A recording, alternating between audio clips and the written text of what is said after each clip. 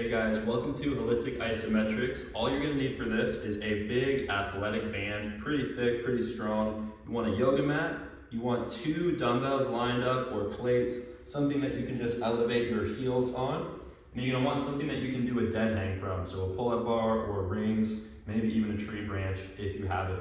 If this is the first time you're doing this, I want you to just follow along to this routine at least a couple times until you actually have it memorized. I think that's gonna be the best way to learn it. It's gonna take us 10 minutes and we're gonna go through 8 different isometric positions that are basically gonna warm us up for the day, for the workout to come, and just get everything fired up for us. I will warn you, this is a pretty tough routine. Just do the best that you can the first couple times, and then over time, you'll be able to hit all of these holds for the full duration and also improve in your form.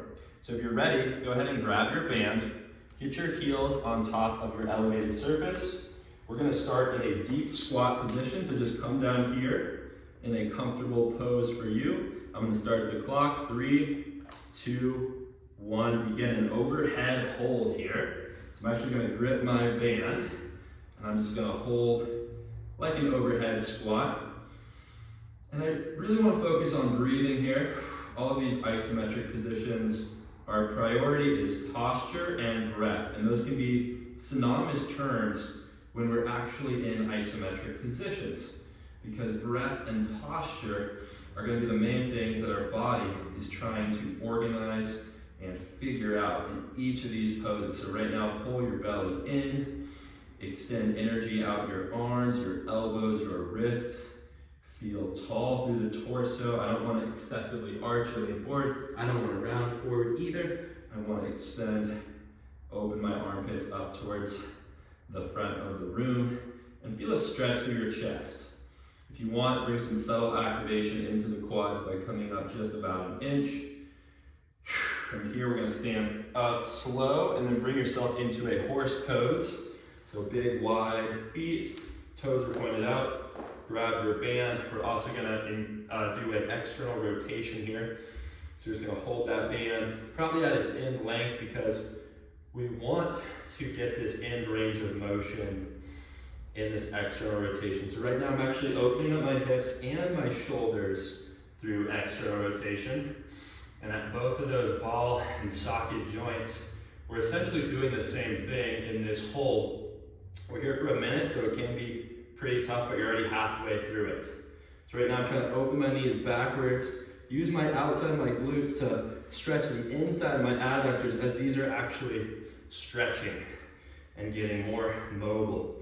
If you guys have done the holistic system for a while, you know that the horse pose is a powerful stance that we use often.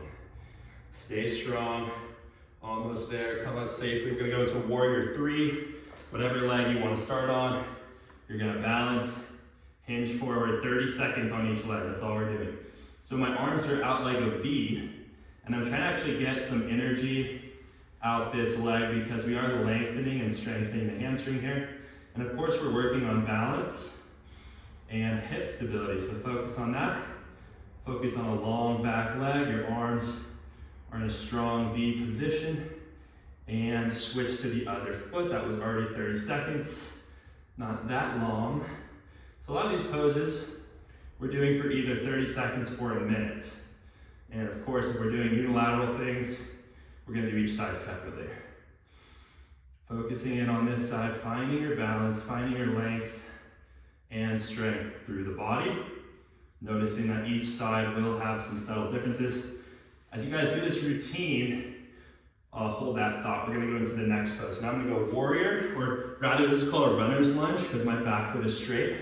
So we're gonna hold this position for 30 seconds, just feeling tall. So as I was saying, as you guys do this routine multiple times, you wanna improve on these positions. Each time you do this flow, you'll have the opportunity of getting deeper into the position, holding with more stability, with better posture and form. So that should be the goal. And of course, I'm always trying to improve that myself. So each time I do that, I know it's an opportunity. Now you can hold this, or if you're advanced, you'll go into the split squat and finish here for the last 30 seconds. So pick what you are comfortable with at your level.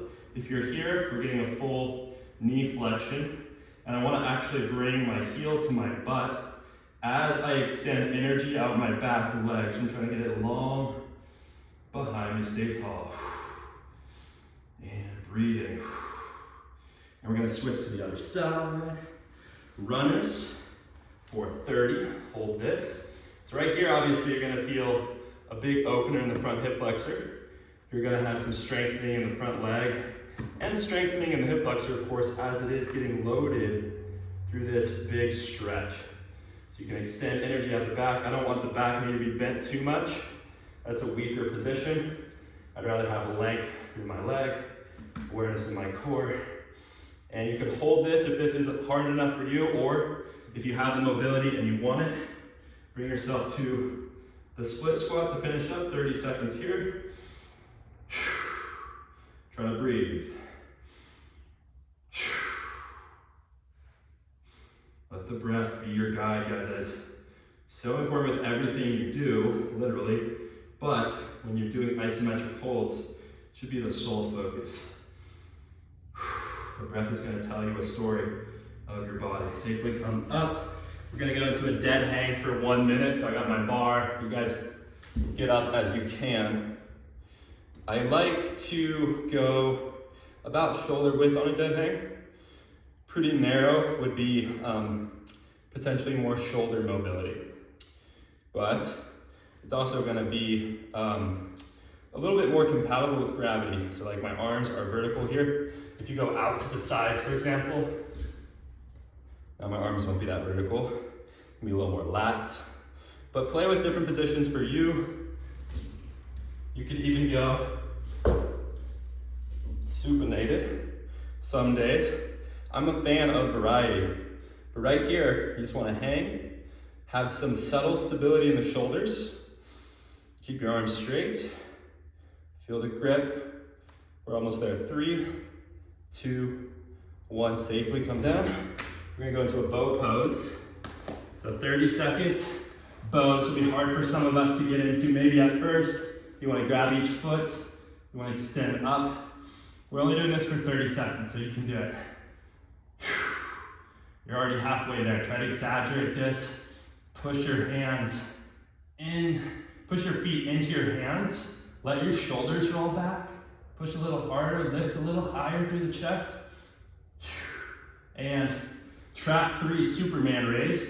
So my arms are like a Y shape, and my legs, I'm trying to get my knees off the ground, trying to keep my chest off the ground. 20 seconds here. 15 seconds. Thumbs are up, head is looking straight down, body is long, the entire posterior chain is waking up.